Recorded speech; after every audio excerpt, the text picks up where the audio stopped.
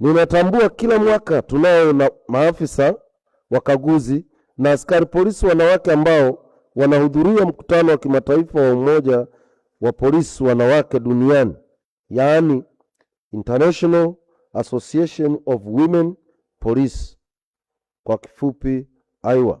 Mkutano wa IWA ni muhimu na una faida nyingi sana kwenu maafisa wa kike, lakini pia kwa jeshi la polisi, kwani faida zake tumeshaziona wakati tulipokuwa wenyeji wa mkutano huo hapa nchini mwaka 2023.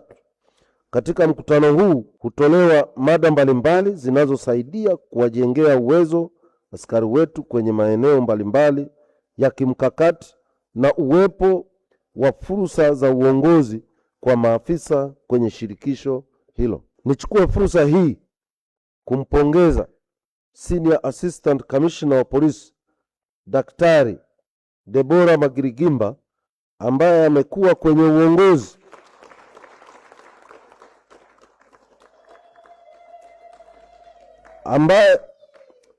kwenye uongozi wa shirikisho la polisi la wanawake duniani, akishika nafasi ya mratibu wa kanda ya 11 kama Regional 11 Coordinator, akiratibu shughuli za IWAP katika nchi 25 za Afrika Mashariki na Kusini mwa Afrika.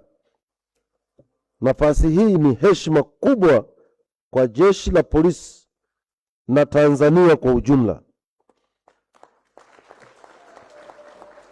Tunakushukuru sana na hongera sana Kamishna msaidizi mwandamizi Daktari Deborah Magirigimba. Hongera sana.